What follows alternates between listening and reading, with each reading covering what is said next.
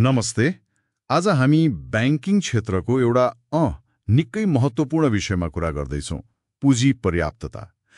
नेपाल राष्ट्र ब्याङ्कको निर्देशन र अन्तर्राष्ट्रिय अभ्यास, खास गरी त्यो बासेल फ्रेमवर्क अनि बासेल 3 का अवधारणाहरू छन् नि, त्यसकै आधारमा ब्याङ्कहरू कसरी बलियो बन्छन् भन्ने सरल तरिकाले बुझ्ने कोसिस गरौँ।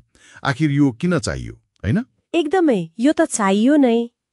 ब्याङ्कहरूले जोखिम लिएरै काम गर्ने हुन्ने, कर्जा दिने, लगानी गर्ने, सबैमा जोखिम त छँदैछ।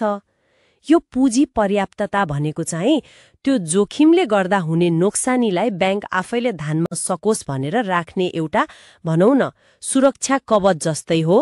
सुरक्षा कवच हो। यसले गर्दा ब्याङ्क डुब्ने खतरा कम भयो अनि हामी सबैको, मतलब निक्षेपकर्ताको पैसा सुरक्षित रह्यो। यो विश्वव्यापी वित्तीय सङ्कटहरू पछि त झन् यो अवधारणा बलियो भयो। त्यसैले त बासेल जस्ता मापदण्ड आए। त्यसो भए यो पुँजी कोषभित्र के पर्छ त? हामीले टियर 1, टियर 2 क्यापिटल भनेर सुन्छौँ नि। सुनिन्छ। पुँजी कोषमा मुख्य गरी 2 तह हुन्छन्। प्राथमिक पुँजी, जसलाई टियर 1 भनिन्छ, अनि पूरक पुँजी, मतलब टियर 2। टियर 1 चाहिँ सबैभन्दा बलियो उच्च गुणस्तरको पुँजी हो। यसमा मुख्यतः शेयरधनीहरूको लगानी, त्यो कमन इक्विटी टियर 1 अनि सञ्चित नाफा पर्छ।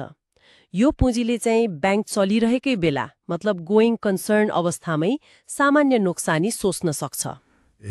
सामान्य अवस्थामा हो।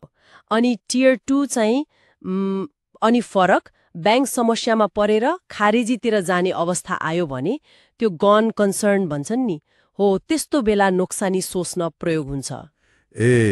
बुझियो। अनि राष्ट्र ब्याङ्कले पनि त क वर्ग र अरूलाई फरक फ्रेमवर्क लगाएको छ नि, हैन? कोहीलाई 2015 को, कोहीलाई 2007 को। हो नि। राष्ट्र ब्याङ्कले क वर्ग र राष्ट्रिय स्तरका ख वर्गलाई चाहिँ बासेल 3 का विशेषता समेटिएको नयाँ, मतलब 2015 को फ्रेमवर्क अनुसार पुँजी राख्न भनेको छ। अरूलाई चाहिँ पुरानो 2007 अनुसार। यसको कारण पनि त्यही हो, ठूला प्रणालीगत रूपमा महत्त्वपूर्ण संस्थाहरूलाई अलि कडा परिष्कृत नियम लगाउने। अनि यो बासेल फ्रेमवर्क आफैमा कस्तो छ त? यसका 3वटा स्तम्भ, पिलर्स हुन्छन् भनिन्छ। पहिलोले के भन्छ? सही कुरा। पहिलो स्तम्भ, पिलर 1 ले चाहिँ न्यूनतम कति पुँजी राख्ने भन्ने एउटा गणितीय सूत्र नै दिन्छ। यसको मुख्य आधार हो जोखिम भारित सम्पत्ति, रिस्क वेटेड एसेट्स, छोटकरीमा RWA। अर्थात् ब्याङ्कले लगानी गरेको हरेक सम्पत्तिको जोखिम फरक हुन्छ र जहाँ बढी जोखिम त्यहाँ बढी पुँजी चाहिन्छ, होइन त? बिल्कुल। जस्तो सरकारी ऋणपत्रमा जोखिम लगभग 0 हुन्छ, त्यसैले त्यसको लागि खासै धेरै पुँजी चाहिँदैन। तर घर जग्गा कर्जा भयो वा ठूला व्यापारिक कर्जा भयो, त्यसमा जोखिम बढी हुन्छ। त्यसैले त्यसको RWA बढी हुन्छ र पुँजी पनि बढी नै छुट्याउनु पर्यो। नारुहोदो। यही पिलर 1 भित्रै बासेल 3 ले थप सुरक्षाहरू पनि ल्यायो, जस्तै पुँजी संरक्षण बफर, क्यापिटल कन्जर्भेसन बफर। यसले चाहिँ ब्याङ्क नाफामा हुँदा अनिवार्य रूपमा केही नाफा जगेडा राख्न लगाउँछ, ताकि पछि सङ्कट पर्दा काम लागोस्। त्यो बफरहरूको कुरा पनि यसैमा आउँछ। ओहो। अनि अर्को महत्त्वपूर्ण कुरा लिभरेज अनुपात पनि छ, लिभरेज रेशियो। यसले चाहिँ ब्याङ्कले कति धेरै कर्जा विस्तार गरेको छ भनेर त्यो जोखिम भार नहेरिकन समग्र सम्पत्तिको आधारमा नाप्छ। एक किसिमको सीधा साधा मापदण्ड। ठिक छ। पहिलो स्तम्भले त न्यूनतम नियम तोक्यो, तर ब्याङ्कहरूले यी नियम माने नमानेको, उनीहरूको समग्र जोखिम व्यवस्थापन कस्तो छ भनेर कसरी हेरिन्छ त? दोस्रो र तेस्रो स्तम्भले यसमा भूमिका खेल्छन् होला। एकदम सही प्रश्न। दोस्रो स्तम्भ, पिलर 2, ठिक यही कुरामा केन्द्रित छ। नियामक सुपरिवेक्षण प्रक्रिया, सुपरवाइजरी रिभ्यू प्रोसेस भन्छन्। यसमा चाहिँ नियामक निकाय, हाम्रोमा नेपाल राष्ट्र ब्याङ्कले हरेक ब्याङ्कको आन्तरिक पुँजी मूल्याङ्कन प्रक्रिया, जसलाई ICAP भनिन्छ, अनि जोखिम व्यवस्थापन प्रणाली कस्तो छ, समग्र पुँजी पर्याप्त छ कि छैन भनेर गहिरिएर हेर्छ। मतलब राष्ट्र ब्याङ्कले पिलर 1 को हिसाब मात्र हेर्दैन। हेर्दैन। पिलर 2 अन्तर्गत राष्ट्र ब्याङ्कलाई लाग्न सक्छ कि यो ब्याङ्कले लिएको जोखिम अनुसार पिलर 1 ले तोकेको न्यूनतम पुँजी मात्रै पर्याप्त छैन वा यसको व्यवस्थापन अलिक कमजोर छ। त्यस्तो लाग्यो भने नियामकले न्यूनतम भन्दा बढी पुँजी राख्न लगाउन सक्छ।